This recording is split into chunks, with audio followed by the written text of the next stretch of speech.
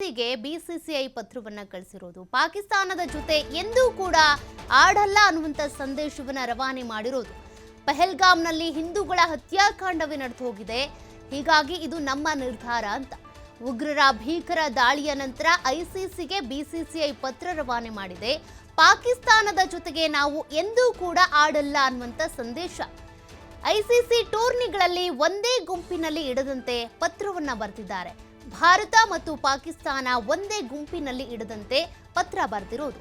ಈವರೆಗೆ ಒಂದೇ ಗುಂಪಿನಲ್ಲಿ ಇರುತ್ತಿದ್ದಂತ ಭಾರತ ಪಾಕಿಸ್ತಾನ ಆದ್ರೀಗ ಈ ರೀತಿ ನಮ್ಮನ್ನ ಒಂದೇ ಗುಂಪಿನಲ್ಲಿ ಇಡಬೇಡಿ ಅಂತ ಪತ್ರವನ್ನ ರವಾನೆ ಮಾಡಿದ್ದಾರೆ.